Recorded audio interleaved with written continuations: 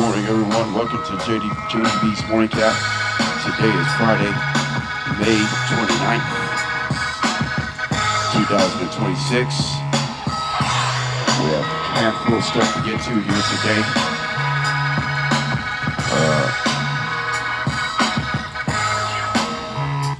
There's a lot going on, but yesterday was a milestone, 100 episodes. It was a cool moment yesterday.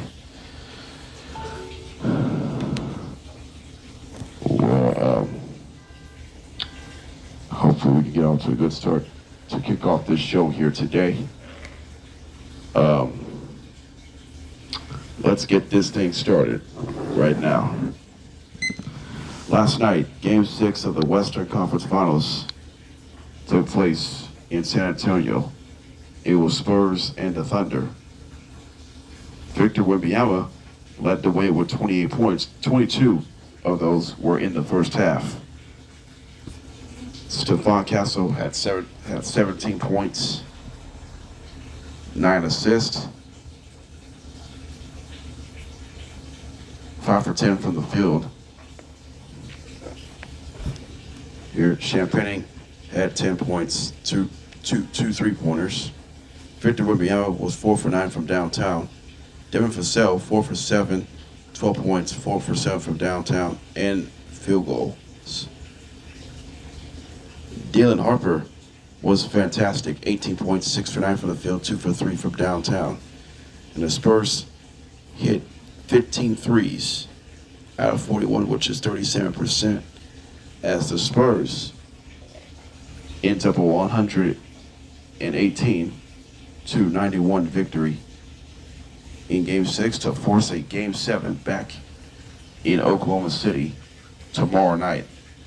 Oh, by the way, the Spurs outscored the Thunder by 19 in the third quarter, 32-13. Spurs held the Thunder just 13 third quarter points.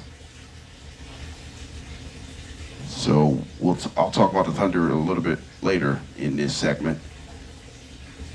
Let's start with the San Antonio Spurs. How the Spurs forced a Game 7 with a win last night. Well, technically, Spurs do what they have to do. Just win the home, just play well in your home floor. And that's the key. You gotta play well in your home floor. Spurs were 5-3 at home in the playoffs coming into Game 6. The key is this could be possibly their final home game, final postseason home game, final home game of the season. If the Spurs gets eliminated by the Thunder tomorrow night. If not, then you can get your tickets in the NBA Finals. So keep that in mind. The Western Conference team will host Game 1 of the NBA Finals. Either Frostbreak Center in San Antonio, Texas will host Game 1 of the NBA Finals. That's the Spurs. Or Paycom Center of Oklahoma City Thunder, that's their home arena, will host Game 1 of the NBA Finals. So their seasons hangs in a balance regardless of the outcome of Game 7, winner take all game. But last night, it's about the Spurs defense. The Spurs defense has been great all season long, up and down in the playoffs, but their Spurs defense has been fantastic. We talk about you gotta have battles. You gotta be battle tested every single time. It's about the volume of consistency. And the Spurs, when you knock down these threes, you gotta win those. You gotta win those matchups because of that.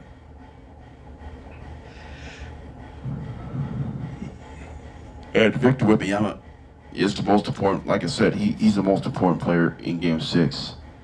He finished 28 points, 10 rebounds, 3 blocks, and 2 steals. That's how active he was last night. Victor Wembanyama should be the Western Conference MVP if they win this series. We had some honorable mentions like Devin Vassell, Stephon Castle, Dylan Harper. There's some X factor. There's some honorable mentions. Who's going to win the Western Conference MVP? But Victor Wembanyama will be getting unanimous if the Spurs win the series. If Thunder wins the series, could be SGA, could be Caruso, could be Holmgren. But lots on the line. Who's been the best player in this series? Who's been the best leader in this series? Who's been the most effective player in this series? That's going to be critical. Yes, and that's what happens. You don't understand the game of basketball. Get out of your way. And that's a different story. You got a bunch of story to tell if that's the case. So shut it down. That's what they did. They did just that in this one. Meanwhile, for the Oklahoma City Thunder, it's been a rough night last night. SGA had a rough night. 6 for 18 from the field, 15 points. Matter of fact, JDB Williams came back. He was available off the bench. He only played 10 minutes. That's it. And deck note says, excuse me, we're going to keep JDB Williams off the bench. We're expected to give him more minutes. We're going to keep Jarrett McCain as a starter in Game 7. So, there's no tomorrow. There's no, your time is now.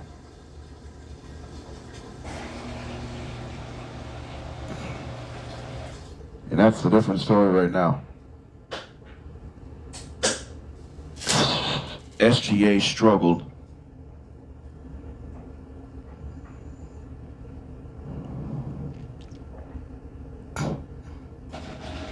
Remember, SGA had 6 turnovers in Game 5.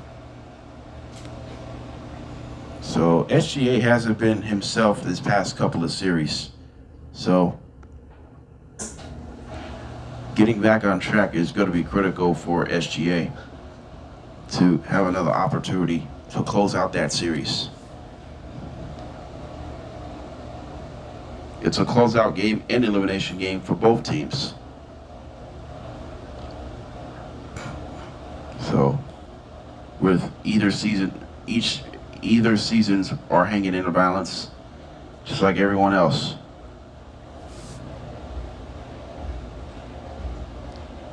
So if Spurs could dethrone the Thunder's defending NBA champs with a win here tomorrow night. So that's that. And let's preview tomorrow's Game 7, which series head back to Oklahoma City. Spurs and the Thunder squaring off. Series tied at 3 apiece. They just been talking about every day. It has been a hard-fought series so far between these two clubs. You got to give these two credit where credit is due. But it's about difficulties. It's about winning matchups. It's about guys who's going to step it in. That's all that matters. But it realizes that these guys are going to hang a matter. For the Spurs, who has to step up in Game 7 if they want to win this series? It's got to be De'Aaron Fox.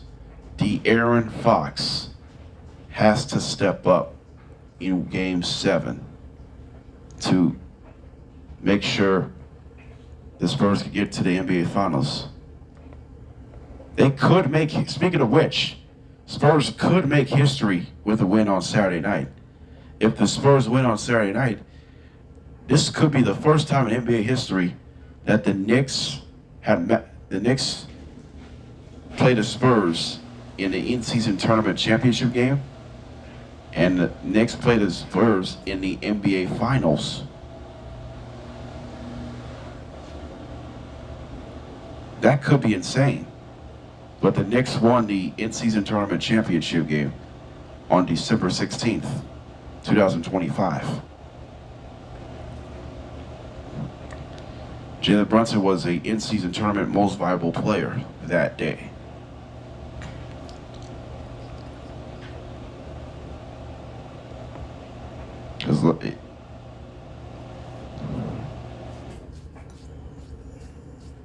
So I mean that will be necessary. Move on for the Oklahoma City Thunder. The Thunder, who's the most important player in Game 7? To me, it's gonna be Isaiah Hartenstein. It's gotta be the most important player in Game 7 of the Western Conference Finals. This is gonna help their own cause right now, and you want to turn your corners really well. But it's just like that. You want to be your most important player on your teams. But it's not that. It's just because you want to play hard, but you gotta play consistent as well. So this is a different story right now. You put yourself in a better situation, and now you can see it. You can see once and for all because of that. And don't forget about that. It's about team strength. It's about team continuity, and because of that, you want everything to go your way, and that's that. Believe it or not, you want everyone to step it up and be the right person, and that's a different story right now. The Spurs and the Thunder, it's been a great series. Last time we have a Game 7 of the Western Conference Finals, we got to go back to 2018. I believe 2018. Yeah, 2018. The last time we have a Game 7 of the Western Conference Finals was 2018.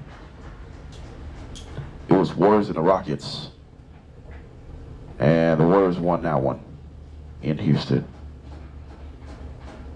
James Harden was with the Rockets. Stephen Curry was with the Warriors. Thunder could also make history if they win their Game 7. So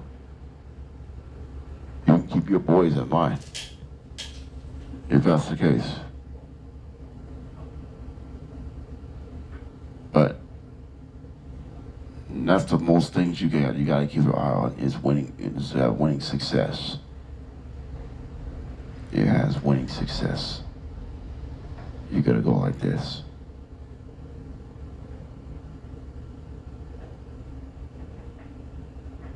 So I think the best case scenario about the Thunder is to how to win big games when it's necessary.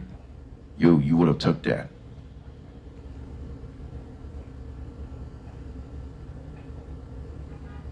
So I'm gonna ask this question: who would I like to win Game 7, Thunder or the Spurs in Oklahoma City?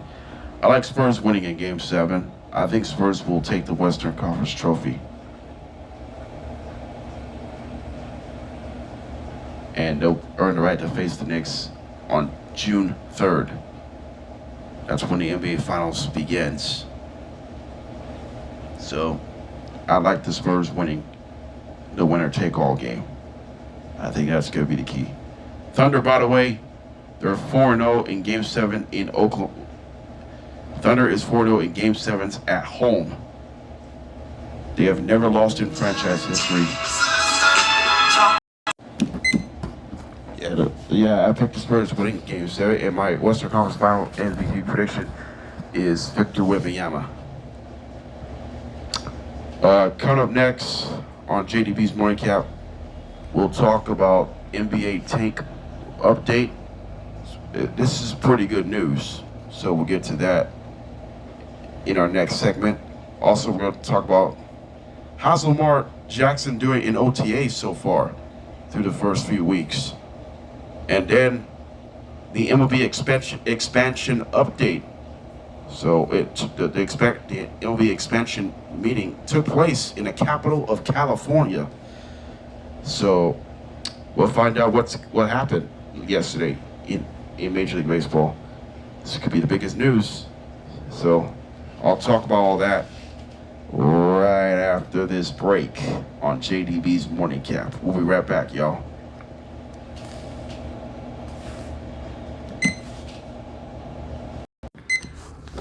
All right, so the biggest news of the day, according to Shams Charania, ESPN insider of the NBA Board of Governors have approved a new 3, 2, and 1 draft lottery system beginning in 2027 to aggressively discourage late season tanking. The plan expands the lottery pool to 16 teams and penalizes the bottom 3 teams with significantly reduced odds for the number 1 pick of the 2027 and beyond NBA draft. So how's the 3-2-1 lottery reform? The new system looks like the fundamentally shifts draft incentives to favor teams that remain competitive late in the season. Expanded lottery pool. The lottery pool will now include 16 teams up from 14. This includes the 8 seed from each conference, meaning playoff-bound teams could potentially land a top pick. Draft relegation, the bottom 3 teams will receive only 2 lottery balls each, while the 4th through 10 worst teams will receive 3 balls. This relegation zone is designed to penalize the league's worst performers. Play-in inclusion. Teams in the 9th and 10th seed play-in spots will receive 2 lottery balls, and the losers of 7th and 8th seed play-in games will receive 1 ball. Here's a new strategic restrictions. So here's the consecutive pick limits. Teams are prohibited from receiving the number 1 pick in the back-to-back years. Additionally, no team can pick in the top 5 or 3 consecutive seasons, a rule that applies even if the pick has been traded. Protection limits. To increase the movement of high-value assets, teams can no longer attach top 12 through top 15 protections to newly traded draft picks. Commissioner authority. Commissioner Adam Silver now has expanded powers to punish perceived tanking with fines up to $10 million, forfeiture of picks, or manual alteration of a team's draft position. Implementation timeline. The start date, the new format officially begins with the 2027 NBA draft. Trial period. The system is set for a 3-year trial through the 2029 NBA draft, allowing the league to align future changes with the expiration of the current collective bargaining agreement. All right, so what are my thoughts of the new timetable rule? To me, I like that rule. I think they want to make sure that the worst teams in the NBA, or top 3 worst teams in the NBA, you could receive at least 1 ball or 2 balls. You could go 3 for the top 2 picks. You only get a couple of balls. So That's the only way you can play. You can play two balls for the top two picks, top two worst teams. So it's about the draft lottery coin flip. So let's just say the tanking situation hasn't worked out the best. We've seen that over the years, tanking, the NBA tank situation. Maybe rest of the leagues could do this. We never had the NFL draft lottery in the history of the NFL. We never had an NFL draft lottery. I hope we can do that soon enough. Hopefully. My goal is in 2028, the NFL should have a lottery. Instead, the worst team in football can get the number one pick of this draft. So let's say, what if there's an NFL draft lottery?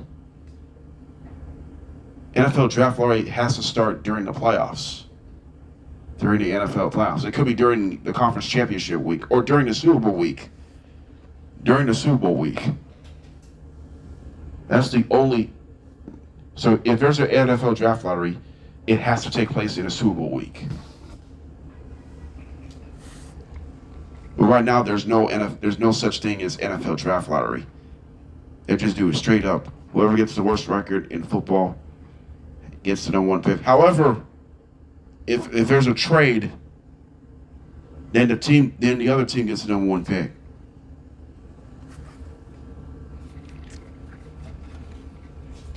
Remember in 2023, the Bears trade up the Panthers the number one pick. The Panthers got Bryce Young. When the Panthers got the worst record in football, allowing the Bears getting the number one pick in 2024 draft, the Bears drafted Caleb Williams. They would have the lottery would have won by the Bears anyway, because, like example, the Bears would have won the number one pick of the NFL draft as far as draft lottery. And then the Panthers. So if there's the NFL draft lottery in 2026 draft, Raiders won the number one pick, but the draft lottery would have won to the Jets or otherwise. But the NBA tanking rule, right now, the number one pick has the Washington Wizards in the NBA draft. The Washington Wizards has the number one pick of this NBA draft. So next year, we'll find out the number one pick of the NBA draft is gonna be completely different.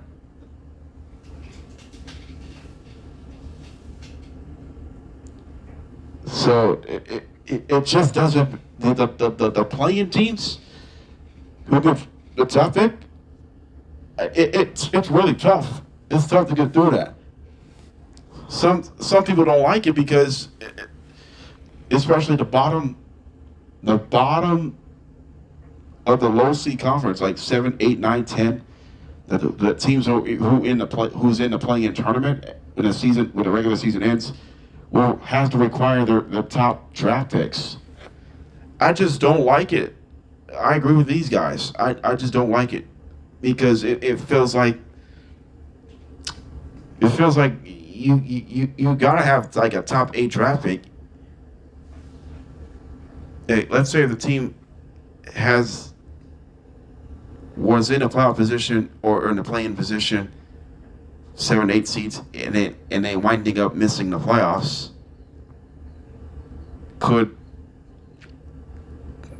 It could be disaster to me because it feels like the tank rule has not changed. It hasn't changed at all. But Adam Silver made a bunch of changes yesterday. But right now, to me, Adam Silver sucks at his job right now. To me, it's a fair weather disappointment. I'm just disappointed that They changed the end time taken rule. I'm just disappointed. I just don't like it because it feels like the conference, especially the bottom of the play-in picture. I just don't like that. But I do like it though. Is the bottom two worst teams in basketball has a chance to get multiple balls. So it's a dogfight. It's cool. I like most of it, but I don't like the bottom of it. But other than that, it's a good rule. It's a good change. But I really like to see it more to come at this point on. All right, coming up next on JDB's Morning Cap, we'll talk Lamar Jackson's OTAs. And then we'll talk LB expansion update as the CBA will expire after the 2026 season because it's looming large, guys. Welcome back to JDB's Morning Cap. Let's talk about Lamar Jackson's OTAs. So Lamar Jackson missed the first week. Actually, Lamar Jackson missed 2 practices of the first week of the OTAs due to personal matters, but now he's working on his new offense in 2026, but they're still worried about his contract situation ahead of the 2026 season. So well, let's start with the OTAs first, and then we'll talk about the contract situation. So what do you think about Lamar Jackson's OTAs these past couple of weeks?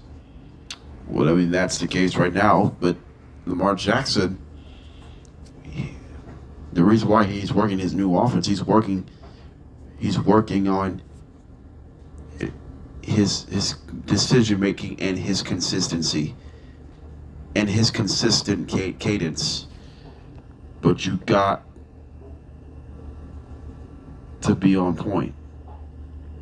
You got to be on point in this one because the Ravens had everything to go theirs, but now in 2026 season, what will Lamar Jackson expect to do? You got to go out there and beat these teams. And that's what they have to do best. And what they have to do best is to make the schedule much useful. And that's a different story right now. You're showing signs of consistency. You have to wait on that. Because of that, this is a golden opportunity. There's something else you want to work on. Maybe I don't like it.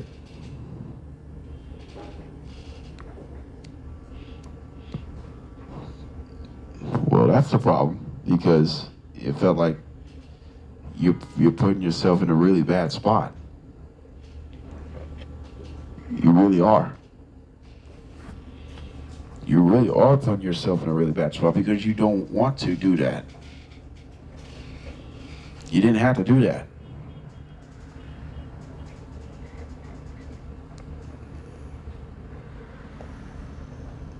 But it's good now because it's about everything you need to step up if you really wanted to.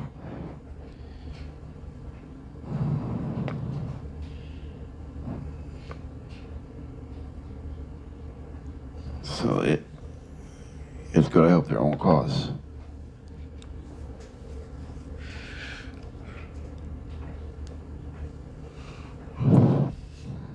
Snap. Let's talk about the contract situation for Lamar. Should Lamar be concerned about the contract situation?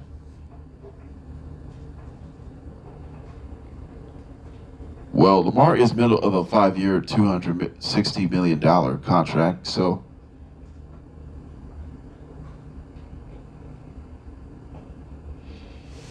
He could be a free agent. He, he could be a free agent until roughly 2028 season. So he's trying to exercise his options, or he's trying to restructure his own contract. Or he has to grind it out his contract the rest of his deal. So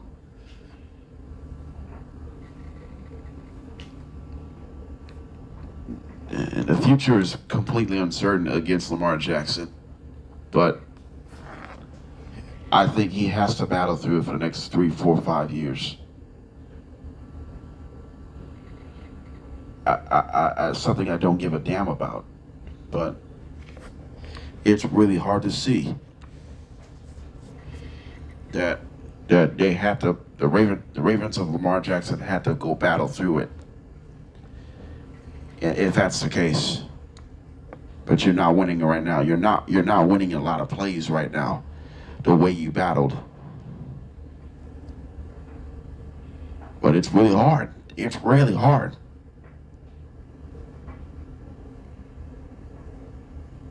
To say the least, you have to outwork your opponents because of that.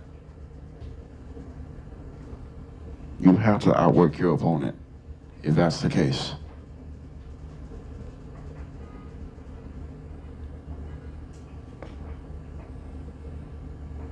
Something like that. But either way, you had anything to play out. Shoot. It's going to work out for the best. If you're full as these guys.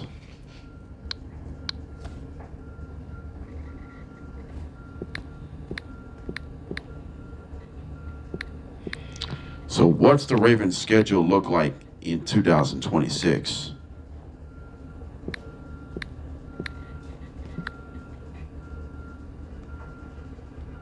In the regular season?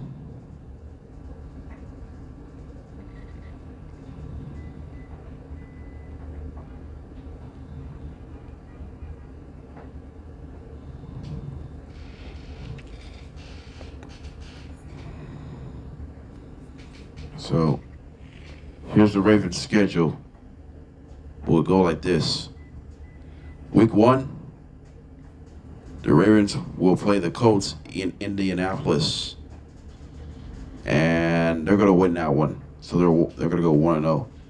Week 2, they're going to face the Saints at home.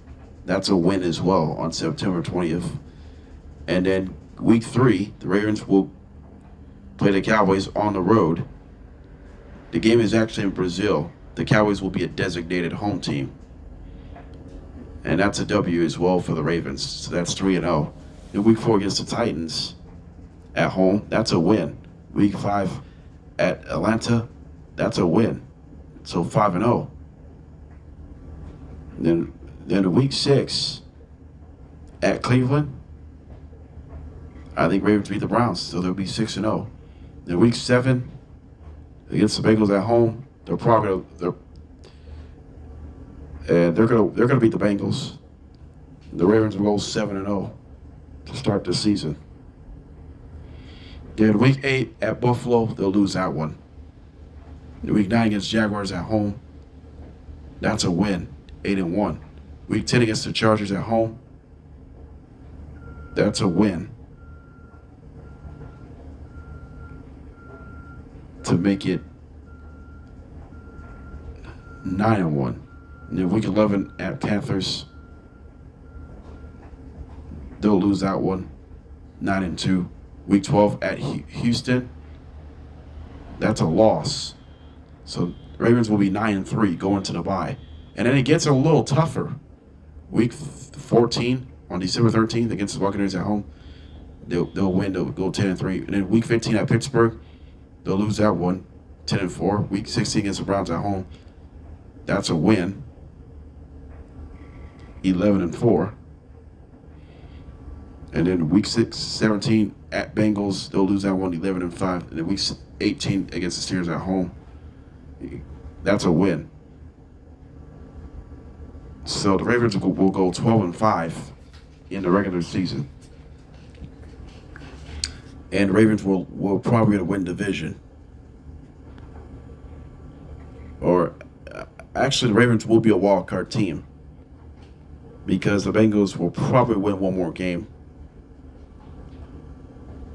They have. It depends on the other conference records. So I said Ravens go 12-5.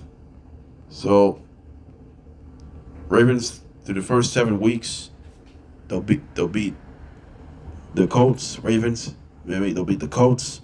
They'll beat the Saints. They'll beat the Cowboys. They'll beat the Titans. They'll beat the Falcons. They'll beat the Browns. They'll beat the Bengals. They'll lose to the Bills. They'll beat Jacksonville. They'll beat the Chargers. They'll lose to the Panthers. They'll lose to the Texans. Ravens would be 9-3 going to the bye. And then they're going to beat Tampa, make it 10-3. Lose to the Steelers, make it 10-4. Beat Cleveland, 11-4. Lose to Cincinnati, 11-5, and beat the Steelers, 12-5. So the Ravens will go 12-5, make the playoffs, either winning the division or be one of those 3 wild card teams. So depends on the rest of the division records, if that's the case.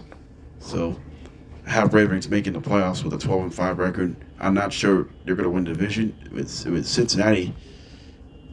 I think Cincinnati has an easier schedule than Baltimore. So we'll see how that goes. Because it feels like Bengals are probably going to win one more game than the Ravens. The Bengals could win division with this talented roster on offense. The Ravens' defense is going to be better, for sure, after defense has struggled the last couple of years. So, now we that here. All right, so come up next, we'll talk MLB expansion update in the capital of California. We'll find out what's going on in Major League Baseball as CBA bargaining agreement ends at 2026. So, we are going to have it all here. Oh, by the way, this is the 5th NBA Game 7 of 2026 postseason. So far, road teams have won 2.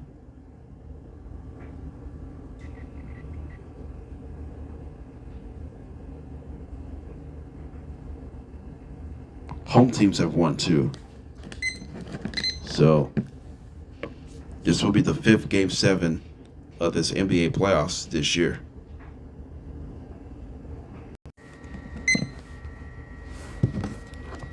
All right, so when we come back here, we just have some news to share for it.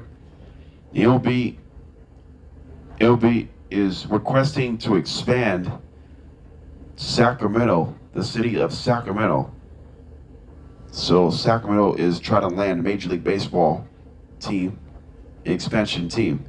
So they said the area is officially launched $4 billion to build title called the Sacramento Pitch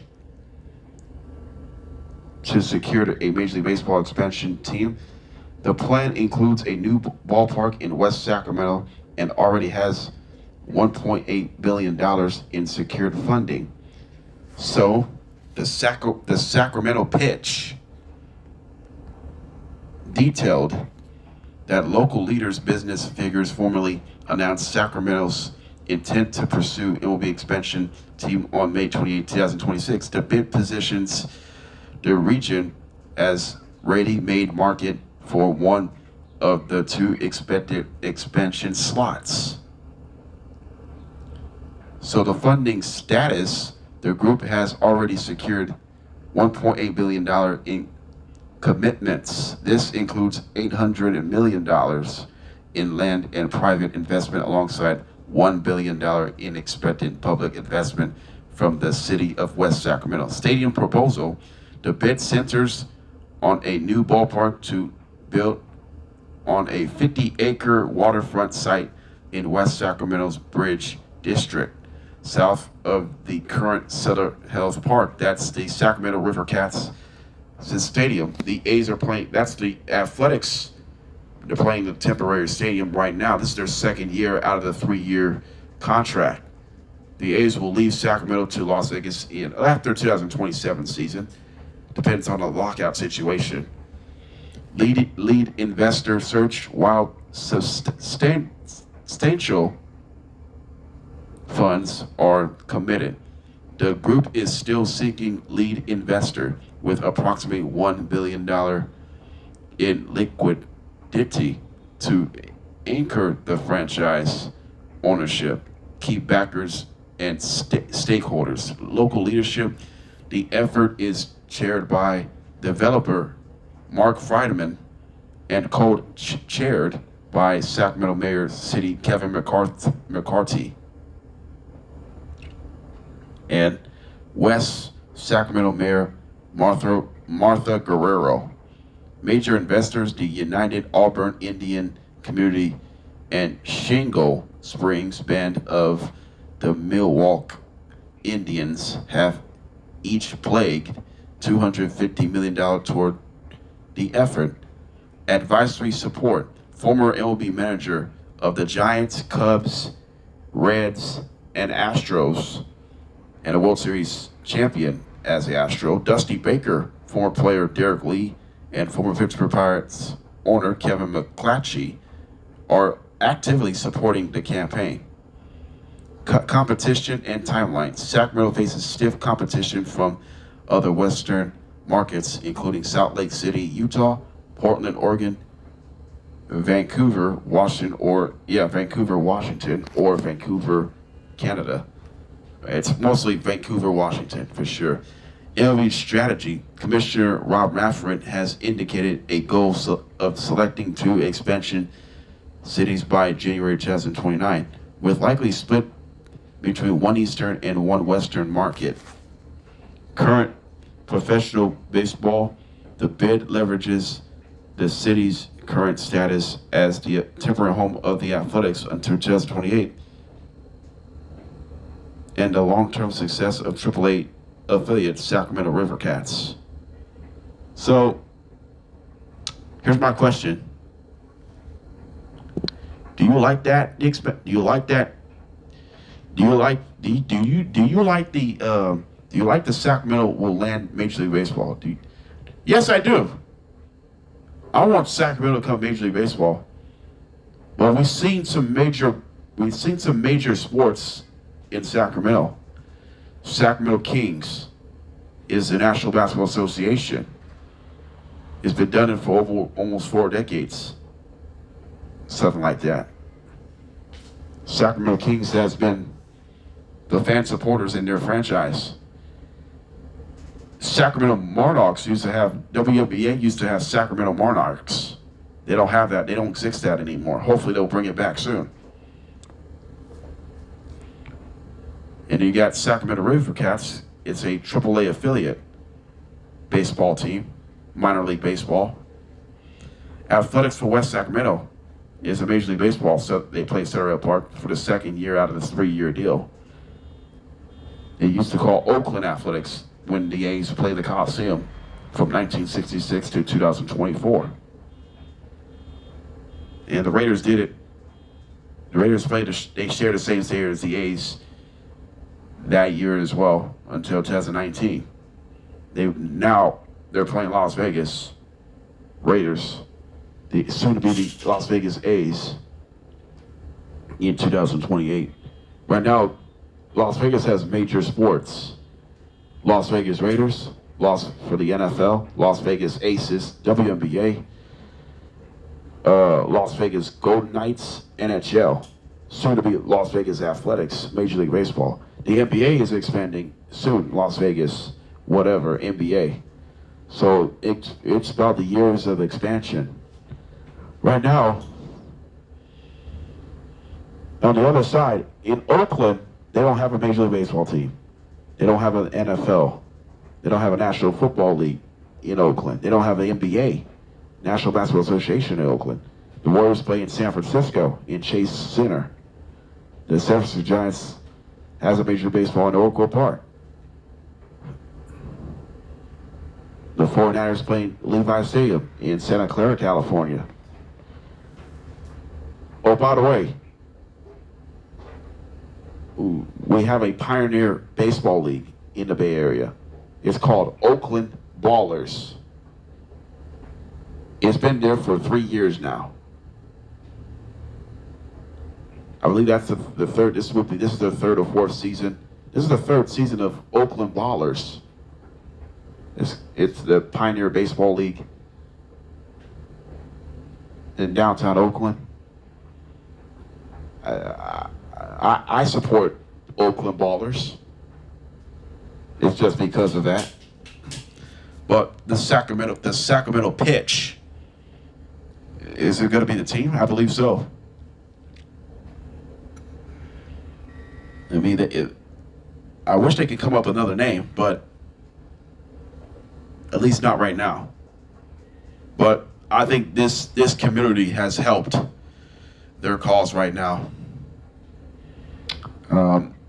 The A's fans are watching, and the A's media is watching too.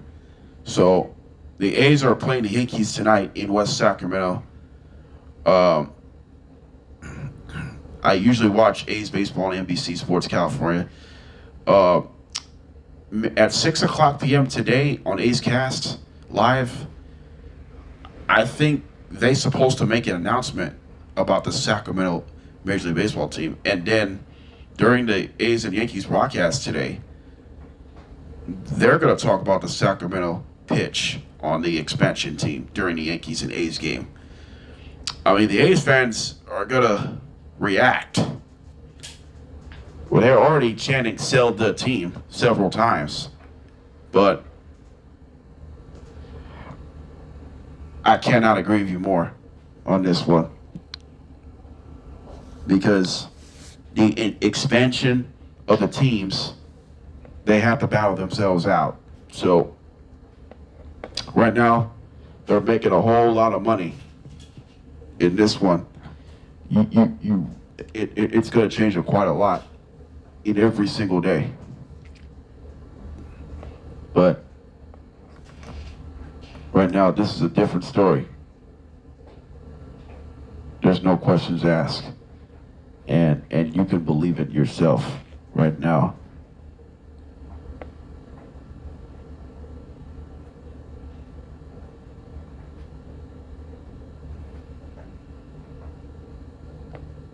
So it's a different story every day. Every day is a different story. But it's just like that. You did everything just right about that. In this one here. All right, let's close out on JDB's Morning Cap. What's coming up on Monday's JDB's Morning Cap?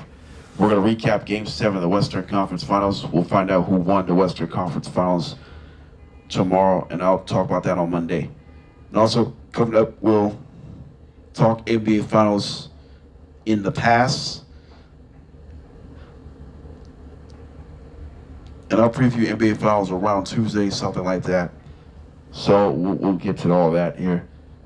So I'll do the best of the NBA Finals in every category. I'll do that on Tuesday, as the NBA Finals will start on June 3rd.